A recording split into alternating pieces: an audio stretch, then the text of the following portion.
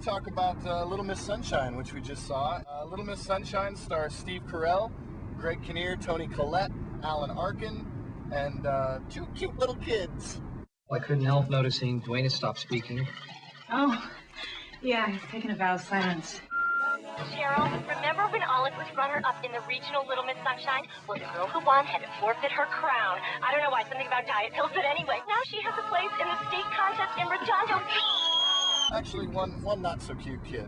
One silent vow of silence, disturbed teenager. One of the best presentations of teen angst we've seen in quite some time, I think. One of the most original, but there's so much quirkiness in this movie that sometimes I wondered whether or not it was working for me.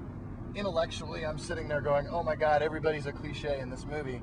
But you know what? The actors were great, and they pulled it off. And I found that I really got sucked into Little Miss Sunshine. Cliches be damned. Hey!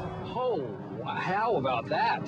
Greg Kinnear's character's got this 9-step plan. He's going around trying to get this 9-step plan to sell as a book or a program. We don't really get to see it, but I think we know it's not that good. No, we know it's terrible. I mean, you know it is. You know it's this really dubious thing that he's working really hard on, but he's adopted his own principles to the point that his family absolutely despises him. I mean, everybody in the family has just had enough.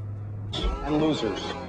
Sarcasm is the refuge of losers. How much do I owe you for those pearls? Oh, that one's on the house. That's You're not going to charge me Stop for it! that? Wrap it up. He started it. But here's the thing, is I laughed a lot in this movie, and it didn't come from a fake place. It came from a real place, and so I identified with a lot of the things that were going on in these characters' lives. And I think that is where it's going to succeed. And there's a lot of people out there who aren't like us, who maybe haven't seen a million movies and aren't going to be able to, run through the catalog of where this was taken from. Because let's face it, originality is really, really hard to come by. Complete originality these days. And Steve Carell is so good in this movie because it's really not what you'd expect him to follow up The 40-Year-Old Virgin with, which was a pretty broad comedy.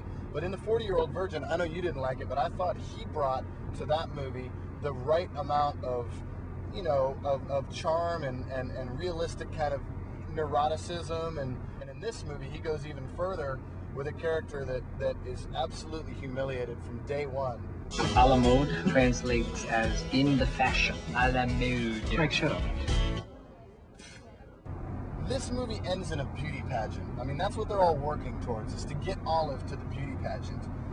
When they get there, there's a lot of statements being made in that scene about America and what we hold valuable, right? And throughout this whole movie, everybody's been trying to live up to what they think is valuable and what they think their life is going to be worth. But then they get to this beauty pageant, and everything is so fake and awful. And these poor little girls are up there all made up with their hairspray and their fake smiles, and it's full on like John Benet Ramsey.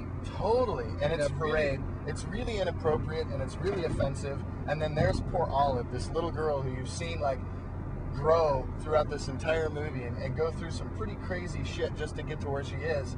And she's not going to look like them. She's not going to do what they're going to do when she's on stage. But then you have to decide for yourself, is it okay to put her through this just to get what she thinks she wants? Even though the parents slowly come to realize that maybe winning a beauty pageant or embarrassing herself in front of all these people at a beauty pageant where she looks inappropriate may not be the best thing for her. Grandpa, am I pretty? You are the most beautiful girl in the whole world. And you're just saying that? No, I'm not. I'm madly in love with you, and it's not because of your brains or your personality. Little Miss Sunshine. Quirky, maybe a little too quirky, maybe a little forced quirky. I think the actors make it work, and I laughed a lot, and I had a good time at this movie. I really like it. For me, thus far this year, it's my Everything is Illuminated. It's this like small little independent film that has a great soul and just something to say about humanity. I mean, for lack of a better thing to say, that's kind of cheesy. But it does. It has a nice thing to say about the experience of being a human. So I really liked it, and it's going to be a regular rock fist up for me. A regular rock fist regular. up? Not a way up, but a regular fist up. I think I'm going to go there as well. Rock fist up. Very nice. Little Miss Sunshine. Try not to wreck. That'd be good. Where's Olive? Oh!